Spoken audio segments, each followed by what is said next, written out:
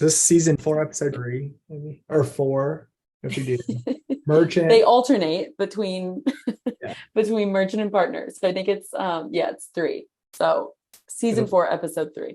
Okay. Yeah. Season 4? Guys. Mm-hmm. Every half of a year, right? We do a new season. The first season was a year long, but same amount of, we were doing like 2 episodes a month. So same amount of episodes in the season, but just spread out along 1 year, and then ramped it up in season 2, and then started doing once every week.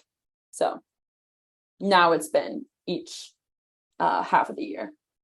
That's a little background on Retention Chronicles that I think should leave in this episode. B-roll. Yeah. I'll leave it in. That's the behind the scenes. Right. We always, now I'm going to go on a tangent, because we always say we should be recording. Yeah. So every time. We'll just always be recording. Yeah, always be recording. That's my life motto. ABR. I'm going to put that on merch and sell it. I think you should. ABR. My favorite ABR. podcast. Not always be closing. Dude, I legit just thought about this. Like, I do little LinkedIn series every quarter and kind of do a new topic or like new theme. And I thought about one that would be like AB something, like each post is always be something. Yeah. Like always be hiring. I'm not hiring right now, but talking to people. It should be things that you're doing. Yeah, exactly. Or it could be the opposite theme of like, here's things you should always be doing that I'm never doing, or that I'm not doing. Right, that's true. Yeah. That'd be funny. Yeah, always be drinking water. Yeah, always be exercising every day. Right. Eating healthy. Take it from me, okay? Yeah. Oh, that's awesome. Okay, we're definitely leaving this in. Welcome, John. If you didn't catch the beginning, season 4, episode 3. And it's been a long time coming. I think we rescheduled yours that I came on a couple times. Right. And you rescheduled on us a couple times. So we're even now. But yeah. Founder of Modern Commerce. And like I said, I think we released the episode that I was on just a few weeks ago and did some promotion around that. It was a great time, and it's one of our most downloaded episodes in the last like 3 months. So no kidding. Oh, I think that's probably because of you guys, though. I think that's all you. We did promote, right? We promoted it, we put it in our newsletter and everything. Nice. So that was a fun time. I think we had a great discussion on that. So we've always done our little background. We've always done our podcast live. We've recently started not doing it live. And so we uploaded that one like later, like we recorded it several weeks ago and then we uploaded that one later. And I legitimately laughed listening back to it. Like I like actually like laughed out loud by myself, which is a strange thing to do. Like usually when you're just by yourself, you do like, you breathe through your nose, like like a little chuckle. Yeah. But I actually laughed. We went on a whole cat tangent. It was a good time. Yeah. Cats and milk were. Yeah. Those were the main topics, actually. Yeah. We did. It was a like 30%, good like business advice and yes, I was smashing on people who have cats. Yeah. We're big fans here, for people who don't know, big fans of meshing personal and professional. So that's the best way to do it. Some entertainment, some education. All in a pretty package. Well, I don't know about pretty actually, but in a package. And it's in a package, Yeah. Speaking of which, it's the prettiest it could be. Yes. Blending personal life. Tell us 1 or 2 things that you're excited about right now, John. Personally. Yeah, this is a good one. You sent over like, some bullet points of questions. Yeah. And I was like, this is the hardest one for me to answer. Going on in my personal life. Which is funny because I'm married. I have 3 kids and I have like 5 dogs. And holy cow. I'm like, yeah, I guess so. That's one thing, That's exciting. You guys didn't talk about that in your cats. That's a great way to put it. It is exciting. It's not always like exciting in a good way. Yeah. But there's a lot happening, it's chaotic. Yeah. So it's a good time. So my oldest is, so I'm like, it's like 7. No, she's not 7 yet. So it's 6, 5, and 2. And then I got a bunch of dogs that are mostly some form of golden doodle. So that's going on. And then also, what else is going on in my personal life? Not a lot. I've been traveling a lot, not for personal, but for work, which is strange when you've worked at home for like 4 months to go out into the world and like go into an airport and be around people and stuff like that. You're like, this is, or like when Lyft drivers talk to you, I'm like, I don't want to do this. Yeah. What? Like I've got my headphones in for a Yeah. reason. Why would you assume I can hear you? Yeah. You're like, I'm sorry, what? I'm deaf. Yeah. Oh, let me take that Seinfeld out. thing. Yeah. Pretend there's nothing playing, they're on transparency mode and there's nothing playing, but I want them in so you don't talk to me. Right. Yeah. Yeah. It's the appearance. Yeah. Do it all the time. Where'd you travel? Anywhere? Yeah. So I am a fractional CMO for a company called Andar, which, for your audience, I guess if you want to buy a wallet or a bag or something like that, you should check them out, andar.com. So e-commerce brand. And I go there once a month. They're based in Phoenix. And then I'm also consulting and sort of fractional CMOing for a company called DAP Sports, which is another e-commerce brand, but they do like sports cards and sports memorabilia. So that's a good time. And they're in LA, so I go there twice a month. So I'm traveling like 3 weeks out of the month. Wow. Which is not like a new, it's like that's like an old school thing to do. You know what I mean? Yeah. That's like old school. I'll always be closing. Yeah. Style, Yeah. A warrior. Yeah. No, I feel like I'm like my grandpa, just like, I got to travel for money. Right. It's not the way. It's not the way now. But those are good places to be traveling to. It's hot right now, but they're still cool places. Go ahead. A lot of it is just that they're really good companies and they have very in-person cultures. Got it. I think that maybe I craved that since I had been working. I started my agency remotely, and then agency is just this kind of business that you can just do remotely. And so I'd been remote for a few years, and then also my kids got old enough to make like lots of noise in my house, and 5 dogs also make lots of noise, and so I think I just got like ready to go like collaborate in person a little bit more. Sure. That's cool. I feel like the whole idea of like in-person culture is waning overall. So it's cool that they have a strong one. That's a great segue. Like, tell us about the professional background. Obviously we said modern commerce is the current main focus, but would love to know sort of everything leading up to there. Yeah. So I've been in the game in the digital marketing game since I guess 24, like 10 years, 2013. Right around when I was even like, I was in like the multimedia program in college. And so I was even like the social media manager for like our radio station and stuff like that. Oh, wow. Yeah. And which back then was like, for, or yes. Yeah, it was. And so back then what that meant was like when we did videos, I posted them on Facebook. So that was the social media manager job. You post them on Facebook and YouTube. So uploading was the main job. And so, yeah, I guess that was even in like 2011, 2012. And then, so I did fast forwarding through that early stage, I managed a retail store for a second, hated every aspect of that other than the marketing, like all the logistics and stuff were awful. So I went to work at a marketing agency that was a SEO agency.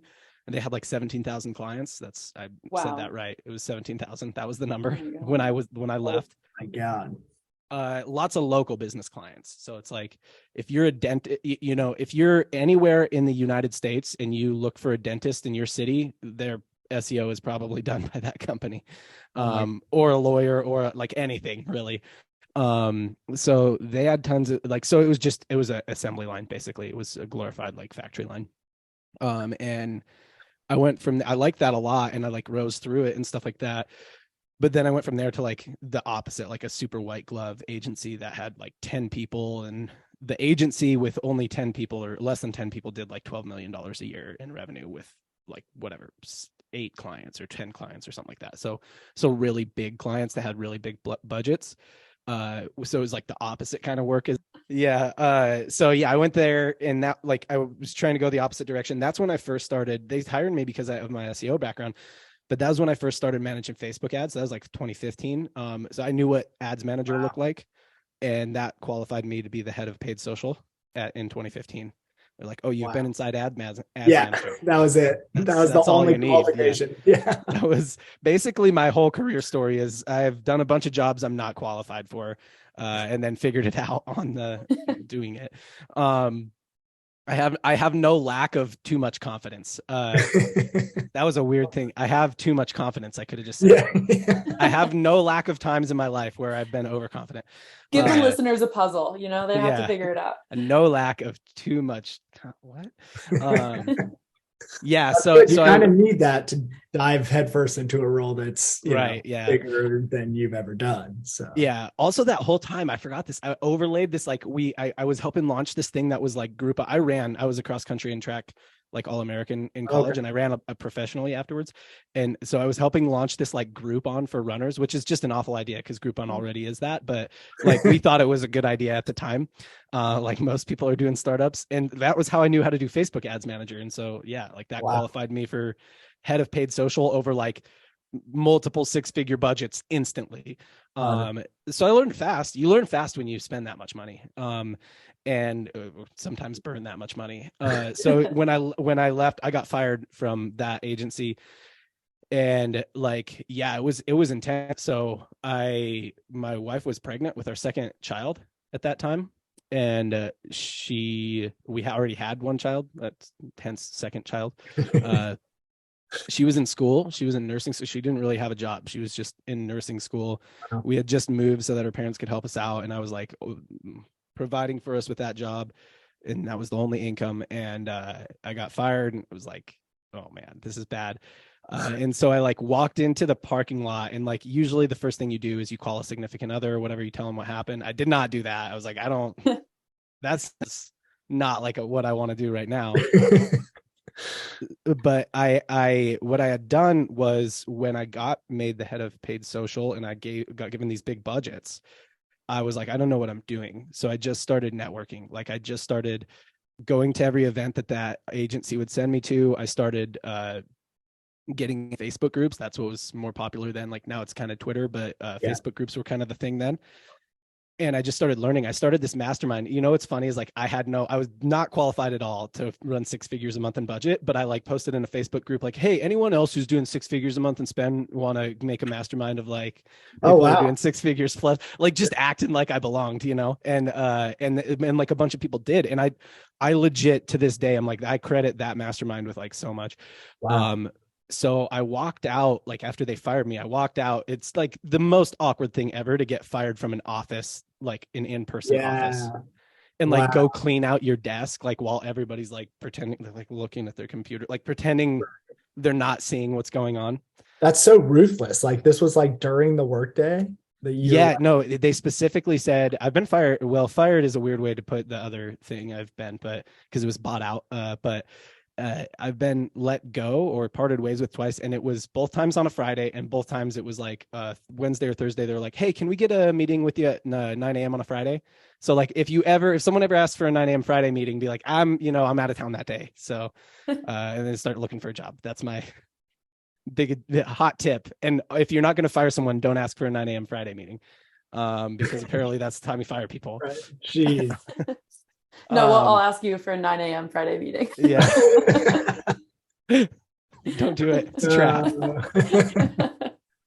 We don't even work on Fridays, so we have a 4-day work week. It's pretty, Oh yeah, so you guys really know. If you ever get asked for a 9 a.m. Friday meeting, you're like, okay, I need to dust off the resume.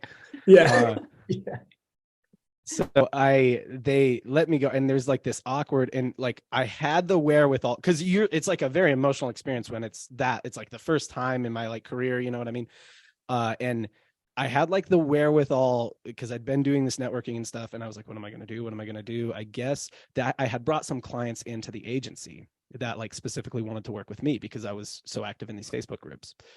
So I went into my former boss's office before I left, and I said, hey, what about these 2 clients? Are you guys going to continue to work with them?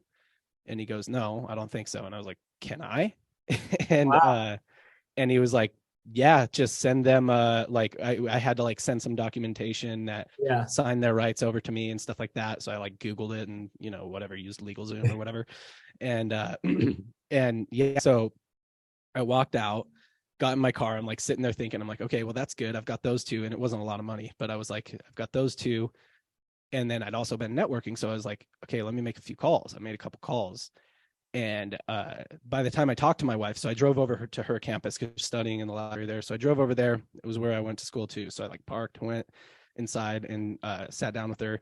And I was like, okay, I got fired. And so she's like, that's not good, right? She's like kind of freaking out. And I'm like, but it's okay. I think we're going to make more money than we just were. Wow. Like on the drive over, you had already. Yeah. Like, I made a couple calls while I was sitting there in the parking lot of the place I just got fired from. Yeah. So the lesson is network, one, to learn, because that's the other thing is I had actually gotten really good at running paid social through like everything I learned from everybody.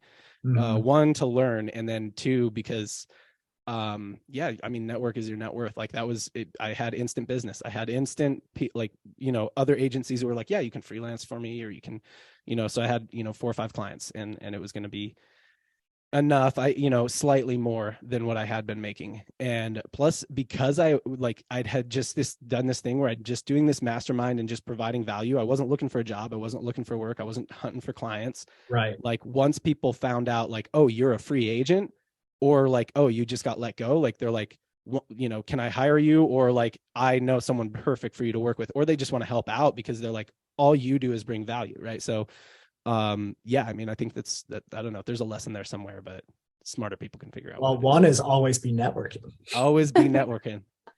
AVN. That was the next LinkedIn post. Yeah. That was the start of my agency. We ran that for 3 or 4 years. And what was that called? Explosive Growth Marketing. Brought on a partner. Worked with some really awesome, amazing, like big brands, No Teeth Whitening. We worked with Udi, the like blanket hoodie company. We got really good at Snapchat ads, and my partner was like well known for being the Snapchat dude. Diesel Power Gear was another big one we worked with. They had a show on the Discovery Channel called Diesel Brothers. So yeah, it was a good time. Ended up selling that agency to the Structured Agency, which is pretty well known now in the D2C game. That was an acqui-hire, so they hired my whole team as well as me, and I think that's the main reason they wanted to acquire it. I was with them for so I actually had worked myself more or less out of my agency. So I was with them before even the sale happened for like a year, and then I was with them for about another year and a half after the sale, and then they bought out the rest of my contract and bought out my equity because I had phantom equity in Structured. And same kind of thing. Friday morning meeting. We're gonna pay you out and don't come on Monday.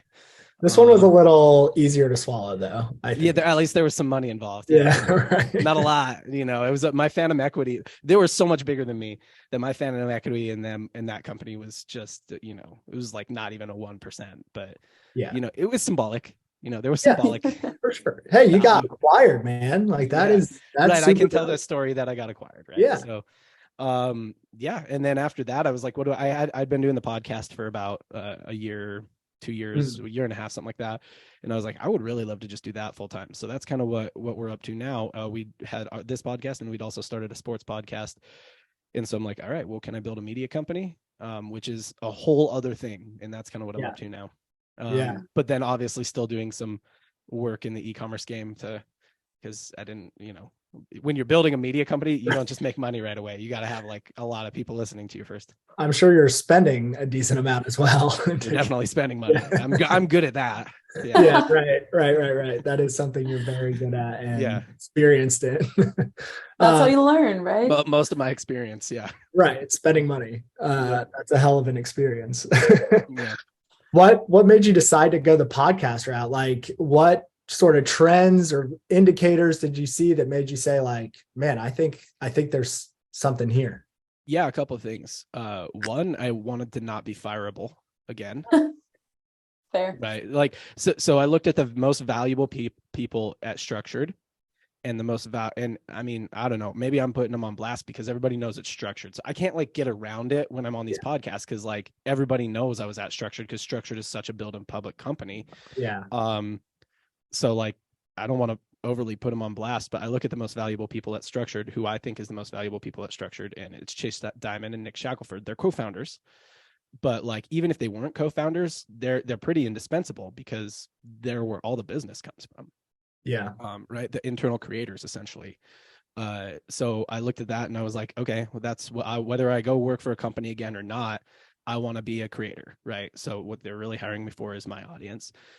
And maybe my knowledge of ops and stuff like that. Like I ran big paid media teams. I have a lot of experience running paid media. Like I can do a lot. Right. But I think a lot of the time it's like, sometimes your skills don't matter if a company just changes directions. And I'm not against building skills. I'm big on building skills. But like, a structure just went another way. Like instead they're trying to go into bigger, more like Fortune 100, Fortune 500 brands. And that's not where my skill set lied. So like that's a big part of it is I kind of wanted to like become a little bit more indispensable no matter what I did, whether it was my company or something else. Yeah. And the other thing is something I've been talking about a little bit lately that I'll, get a little spicy here. And that is that bring the spice. Love this. Yeah. So here it is. The spice is that an agency business model is never aligned with a client business model. It just isn't. Okay. And don't hear what I'm not saying. I'm not saying it can't work. It certainly can. It can be a working relationship, a vendor partner relationship, but it's never aligned, right? Like and agencies have tried it in so many different formats. I've tried it in so many different formats to say, what about, when you guys grow, we grow, when you eat, we eat. It just doesn't work. And that's like a whole rabbit hole we could go down. But well, like at a high level, can you like, does it not work because does what you just described not work because it's way too much risk on the agency, or does it not work for other reasons on top of that? Okay. Pretend for a second that you're a brand. I come to you as an agency and I say, hey, you don't have to pay me very much. Like charge you whatever, maybe nothing, maybe no base fee. Sure. But here's what I want. If my work is able to grow your brand and you hit these revenue, I want XYZ% of the revenue or XYZ% of ad spend or whatever. Sounds good, right? Like, especially if you're a brand that's not very successful yet, probably sounds pretty good. Okay. Does it still sound good when you send me a $50,000 check for a month of work? Does it still sound good when there's a lot of other things contributing to the growth besides just my work, because we've gotten traction and there's like more things involved in growth than just whatever that agency is doing? Like it gets a little bit more muddy. And like furthermore, what if I say, okay, but I got to lock you into a 5-year contract too, because if I'm really going to stake my business on your business, I got to know you're not going to 1 month be like 30 days notice. Yeah. Because I'm going to basically be hiring around your business. Yeah. I'm going to be hiring people just to take care of your business. So if you drop me, I'm dropping whatever, however many people, 4 people, 5 people, however many people that I've just hired to take care of your business. No, on the brand side, you don't want to be locked into that kind of contract. On the brand side, even if it makes sense, even if mathematically it's like it makes all the sense in the world when I send them a $50,000 check, $100,000 check, there's an amount of money that just feels not right? Like, couldn't I just hire a full internal team of really high level people for this amount or anything? Like, couldn't I get a similar level agency?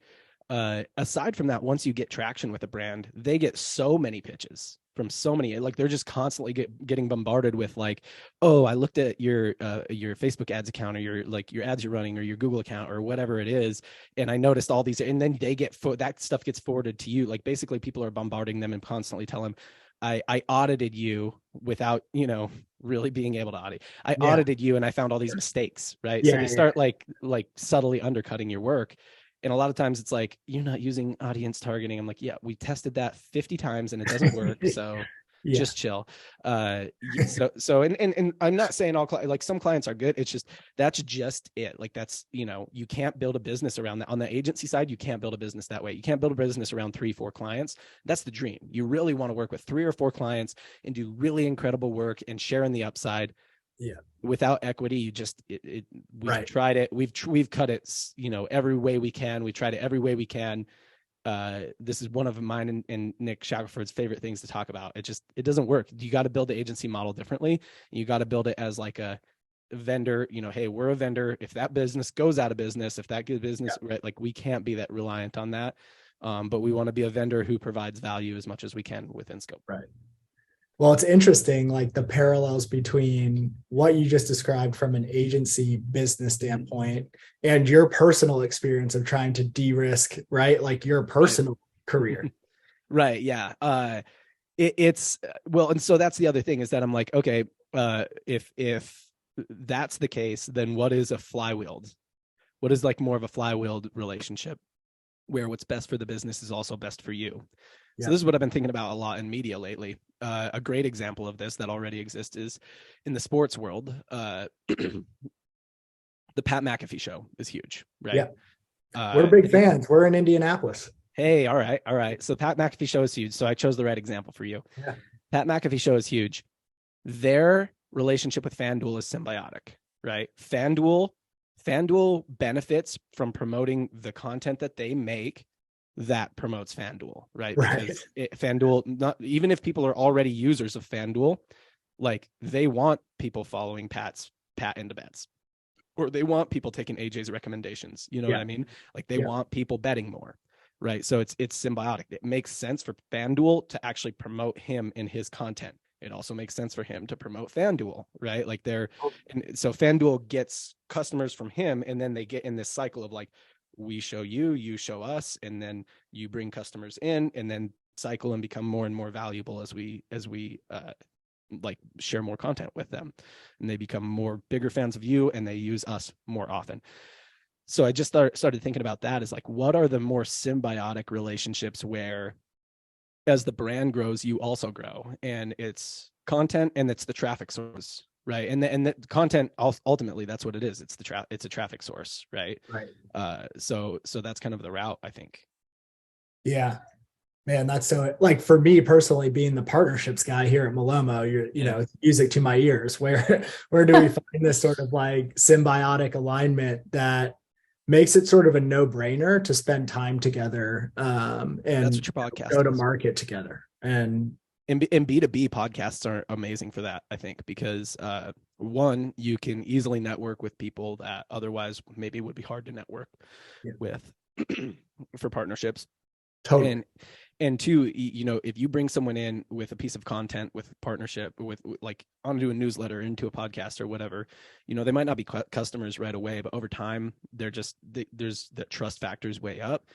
And then on the Malomo side, even with the current customers, it just like behooves them to promote the podcast. So Malomo grows, podcast grows. If they grow together, it's symbiotic, right? So B2B has figured this out, right? And the content marketing is big in B2B. It's big in SaaS. It's big in info. E-commerce hasn't quite figured it out, but right. Yeah. Who like, are there any brands? We might have talked about this a little. Well, we talked about community on the episode I was on with you and sort of like influencer marketing, if I remember. But are there, which kind of ties into this, right? Like you building a brand around content and community sort of conform through that as well. Are there any brands that you think are doing the content game that you just described that's working well in B2B, really well in D2C right now? No, I mean, I can, you know the B2B brands, right. Yeah. Malomo, thank you, man. Heck yeah. Triple is one, Triple Whale. Yeah. Triple Whale's crushing it, dude. HubSpot's been crushing it for years. Yeah. Funny thing about Triple Whale real quick, Mariah, I don't know if I shared this with you, but they like promoted some event that we were hosting recently in their newsletter. So like, they're not even, I love that approach because it's like, we're going to highlight the other content engines that we think are doing a great job. And they're probably just doing it so much and so well at scale that they're like, this will come back in spades in the form of reciprocity. HubSpot's like just so big. Yeah. Your Triple Whale's just so big. Yeah. Like, yep. Yeah. Like and everyone who goes to work there is kind of a mini creator too. It's cool. Yeah. It's cool. Yeah. That's a really cool strategy of like Triple Whale, just to kind of like piggyback and make a network of like all these different events and then bring their communities to other places. Their pillars are like community, content, and education. And like if you look at what they do, they live them well. Their team is really good and their team is all really bought into it. So that's a big part of it. But on the D2C side, there's not a lot of really great examples. Black Rifle Coffee has attempted to do some stuff like this. Diesel Power Gear used to, but they got to the point where they actually just liked being creators and more. So they're kind of like not, they haven't been as big on their D2C business. People who were creators first. So Chamberlain Coffee, Magnolia, whatever. Magnolia wrote the like Chip and Joanna Gaines brand, right? So people who were creators first, Feastables. Jones Road Beauty too, Jones Road like Beauty. Bobby Brown. Florence by Mills, Millie Bobby Brown. Yeah. So Jones Road Beauty, Feastables. So everything that was creator first, that, it kind of does that. But brands that were not creator first, I don't see a lot of them like cracking it. But that's sort of what I'm working on. So that's and I mean, I guess to plug kind of my own brands that I work at, and my own content product properties that I'm launching with them. I'll give you an example of what I think it might look like, right? And we're early stage on this, so I don't know if it's going to work, but here's like maybe 2 examples of what I think it might look like. So Andar, they've done a lot of work over the years with influencers, right? They all the way back to the pay to post, right? Just pay influencers to post. They've done something I've not seen a lot of D2C native brands do, and they've done a royalty deal, like Air Jordan type deal with an influencer, and they're really, really good at influencer marketing. They have this really robust brand ambassador program. They have like 3,000 ambassadors, influencers, small micro influencers, all the way up to large influencers are very valuable to them. So, and they also have some people working there internally. So myself and 2 other people who have like, they have a person who has like 800,000 followers on TikTok, another has like 100,000. So they have some creators who kind of work there internally. So I was like, well, what if we launched a podcast and YouTube channel, potentially a newsletter, I don't know, for creators, right? And it's like content for creators, but the ultimate value to Andar is that it brings more creators, micro influencers, aspiring creators into their brand. And then the same thing with B2B, it helps us network, right? So if we want to try and get, I don't want to say anyone who's actually on our list. So, let's say we want to do a collab with, they want to do athletes, right? So like, let's say we want to do a collab with like Devin Booker. Yep. Makes sense, right? It's a lot easier to get him in on a podcast than it is to be like, hey, come in and do a collab. Like, it's just, come, let us sell you something, or let us sell you on an idea or whatever. Just come do a podcast, and we do it at their headquarters. Their headquarters are really cool. And it's like, it's a vibe. They come there, and it's like the lead gen kind of machine for those high-end creators they want to do collabs with. And then also it attracts a lot of low-end creators. So this is the idea, right? So we're launching episode 1, probably, I think this month. There's only 1 day left in this month as we're recording this. Do you know what this month? It might not be this month. Called? Yeah, the show will be called Create What Matters, if you want to check it out. Sweet. If you follow me anywhere, then I'll probably post about it. Yeah. But yeah, the show will be called Create What Matters. I'll put it onto the Modern Commerce feed. So if you listen to my show Modern Commerce, I'll put it onto there. And then I'll link there where you can find their feed, because we haven't even set their feed up yet because there's no show. So like that's one example. Another example is like the reason I partner with DAP Sports is because our brand, our podcast, our sports podcast, the live show, we do a lot of giveaways, and we're giving away these like NBA shop gift cards, NFL shop gift cards, and stuff like that. Like, what if we just give away DAPS gift cards, right? Yeah. Somebody, I mean, and the thing is, they do live shopping. So they make all their money with live shopping. So kind of what you need for somebody to get in on it is you need them to experience it, right? It's like, why don't we give people a gift card that's an amount where they're probably going to have to still spend a little bit of their own money, but the main thing is that they get to experience a live shopping experience where I buy into, they do like live, like sports card breaks, which is another whole world, but like I buy into this team, and I'm like, my favorite team is the Kansas City Chiefs, so that, I'm going to buy the Kansas City Chiefs in this break, and any Chiefs card I'm going to get, right? They buy into it with $50. They had to spend 25 of their own. 25 came from the gift card, and a Pat Mahomes autograph, it's pulled, right? And so they get that because they bought the Chiefs. And so that, okay, well, I'm hooked now, right? Like now I'm in. And then even if they don't get anything, DAPS does a good job of like giving people something, even if there wasn't any Chiefs in that whole break. Sure. So like that kind of works, but then also like DAPS already live streams all day. So it's like a really kind of like congruent sort of thing where there's just a lot of opportunities there. So I think that, I think there's ways, but I think that you can't necessarily, it can't be on the nose. It can't be about the product, right? Like Andar's isn't about the product. Theirs could be about tech, right? Because all of their products go along with tech. Or it could be about creators, influencers, but it's got to be valuable content in and of itself, I think. Right. Absolutely. Like tactically, I think I understand the clear value props for like lower level influencers, not the Devin Bookers of the world. Right. How are you getting the Devin Bookers of the world? Is that, is there still an upfront fee? Is there, refer or affiliate question percentage in perpetuity? Like, how are you getting him to come to HQ to record a podcast? At that level, there's no one way. Mm-hmm. So one, it is easier to get someone who's a little bigger to do a podcast. So that's just that. I'm not saying Devin Booker is an example of someone. But yeah, it is just easier than to say, hey, we want to do a deal or whatever. And even like, for their agent or whatever, like sometimes they just want to talk business. They're not really into doing a podcast. Sometimes they're just a person who's like, yeah, I'll come do a podcast. And then you can give them, you can see them product right there. If they think the product is cool, then what we're ultimately stepping toward is a royalty deal with someone that big. Because if you just bring on Devin Booker as an influencer and pay him to do a post, it's not going to actually work out great for you as a brand. Pay for post is just not a super high ROI model. Now, there will be some ancillary benefits, just the brand cool factor will be there, and you'll have other people who want to rep it because he reps it or whatever. But yeah, like if you pay Devin Booker to post, it's not gonna, or any big creator like that, any big, like anyone with a big following like that, it's just not gonna be like high ROI. So what you're ultimately stepping for is you want to do a royalty deal with them where you actually make a new product or a new colorway or a new version of an old product in collaboration with them. So we've seen Donovan Mitchell, who used to play for the Jazz, now plays for the Cavs. We've seen him do this with Stance socks. And we've seen other players, if you look at Andar, their top selling product is a collab with a creator, with an influencer. It's pretty public, so I don't feel weird saying that. And yeah, so you ultimately want to step toward a royalty deal with them. Whatever the stepping stones are to get there, you just kind of consider them on a individual basis, right? If you need to do a pay for post first, if you need to bring them in for a podcast, sometimes they want to talk business and they don't want to do a podcast. So there's no one way with those people. The podcast is just a tool to level up because it's about creators, right? So it's like we can reach out to trying to think of a YouTuber who's like not crazy out of reach, like Mr. Beast, that'd be crazy out of reach.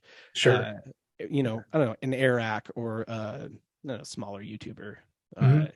This is, I think, kind of the model with Emma Chamberlain, right? Yeah. It was like some kind of relationship developed. You're just kind of asking somebody to come be a part of content that they're already a part of. So it's a content collab. It's something they're very used to. And then from there, can we do a royalty deal? Yeah. So is this where you see modern commerce, your company going? Like, do you like on top of media I've thought about that a lot. Help advise on this sort of stuff, and I've thought about that a lot. Maybe I wanted it to be content for content's sake. You know what I mean? The more I get into building a media company, the more I realize like most of the biggest creators and media companies do have their own products, even if it's just merch.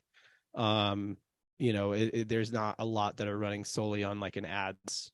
They're just running the ad business. So especially in B2B, they usually are an extension of a company, right? And that's not true for all of them. I think that, certain podcasts like the Jocko podcast is technically considered business. Dave Ramsey is an extension of a company. I think Andy Frisella's podcast is technically considered business. So it's not all of them. Some of them are content for content's sake. And so that's what I've always thought the direction of modern commerce is. So I don't know if that's where we're going. I tend to think that that's going to be the direction. All right. Now, if the monetization mechanism changes, that's fine. But the direction of the content itself is to be content for content's sake, value for value's sake. Yeah. Yeah. I think that's a great, like to your point, great foundation to build like the base on. And then from there, you can be agile to, the opportunities that present themselves along the way. But yeah, you build a lot. Like when you're building any company, you're pivoting based on kind of where the opportunities are. Right. Okay. This flew by. Give us, we obviously talked about content, but give us some H2, second half of 2023 trends that brands, especially in the e-commerce space, D2C squarely, should keep an eye on. at different, I mean, it's just different advice at different levels. So that's one. I mean, we covered that, and I think that's big. And I don't know if that's really going to like formulate in the second half of just the year, but a couple things that I'm seeing kind of work across brands that I work with or own are like, if you're not a inherently demonstrable product, meaning like, let me come up with a good. So Purple Mattress had this inherently like demonstrable or like visual element where it's like, Sure. here's an egg. I can, try and crush it on this bed and you can't do it. Right. Or really anything like that, where it's like, there's something about this product where it's like, you see it, you get it. If you're not that, so, kind of looking at you, all the supplements out there, and anything else that's, I mean, in Andar is even kind of like this, where it's like, it's a bag. Yeah. Like you do want to see it, but ultimately it's like, it's a bag. There's nothing like that crazy special about it, or it's a wallet or whatever. If you're not that, one thing that I've noticed is you don't have to follow the normal e-commerce ad framework. And it's going to be hard to find someone who won't, because like everybody in the ad game is like, oh, just UGC, super good hook, and show the product in the first, great hook, and then show the product in the first 10 seconds and use problem, agitate, solution. And like, when you actually look at it, it all looks the same, right? Like it's not as bad and vanilla as the branded ads that we've seen, but it's also like it's all vanilla. Like it's all just come to this like homeostasis place where it's like, it's not branded, and that's the best thing I could say about it, right? It's a little more raw, it's a little more UGC, but it's not. That's like the best thing I could say about it. So we've run some where if it's not an inherently demonstrable product, where it's like really they need to be sold on the idea of like taking this supplement, as opposed to like, let's pour the supplement into liquid and mix it, and for some reason that's going to make people buy, right? Like we've actually been doing like more like word videos, so thinking a little more like a YouTuber, where it's like, I actually want to hook them with, again, and this comes from probably like doing more content, actually want to just hook them with content and like educate, inform, entertain them.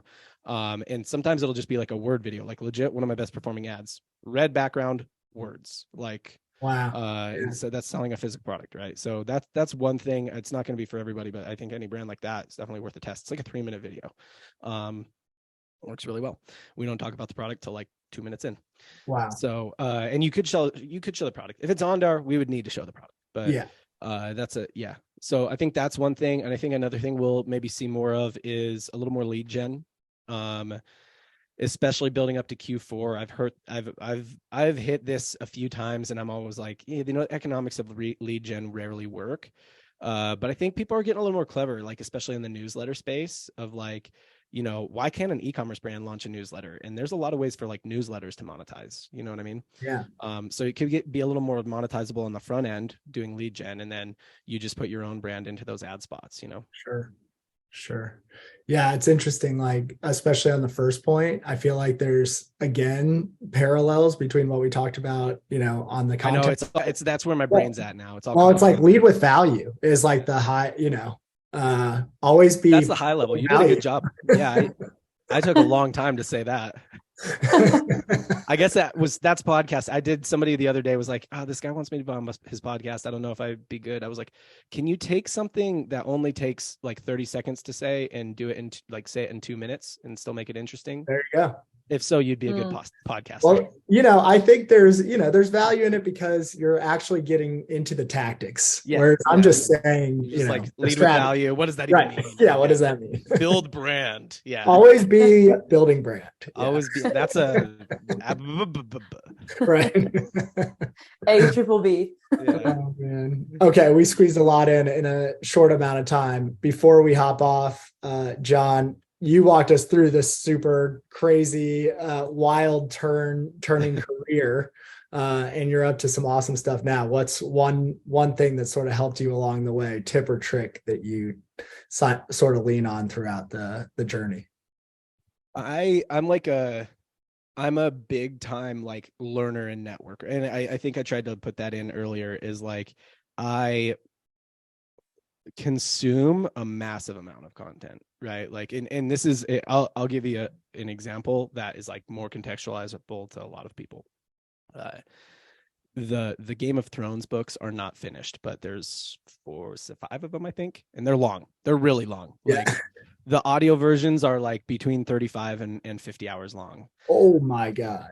Yeah. You might as well just watch this whole series. Like it diverges at a certain point, but I won't get into that. Yeah. I haven't watched the series. I've only read the books. I'm a purist, but Wow. I had a friend, right, like who read them, and I mean, he read them as they came out, but it took me from October to January to get through that. And that was like just because I stopped consuming any of my other audio content or any other content I consumed, and I just consumed like I consume a ton. Like I'm a consumption machine in terms of like how much I consume. And when I get into a topic, I just find so many different podcasts, blogs, YouTubers, newsletters about that topic that I just like bring in as much as I can as quickly as possible.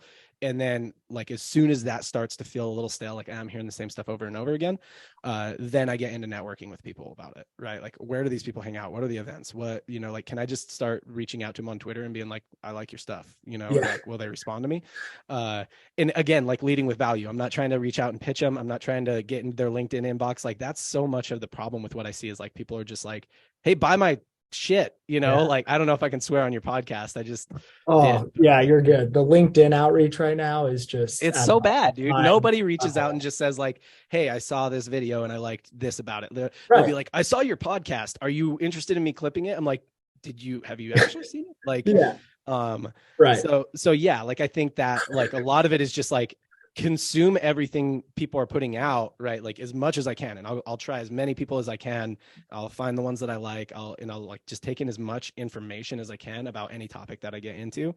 And this has just happened all the way through, right? Like when I was getting into ads, like I got really good at running ads really quickly because of exactly what I said earlier. I was like, okay, I'm just taking in as much like information as I can. And then when I'm like, okay, I have questions and I can't ask questions in this like one-way communication, then I just started networking. And like, I've always kind of tried to punch up when I network as well. I don't know if that's good or not, but it's what I do. Yeah. I feel you said network is the net worth earlier. And yeah, I didn't come up with, someone else said that. No, I've heard that one before, and I'm a big fan and advocate of it. And feel like I'm always cognizant of it. And when I say network, I mean like just like naturally actually meet people and like try and build a like valuable two-way relationship, like bring value to them, you know? Yeah.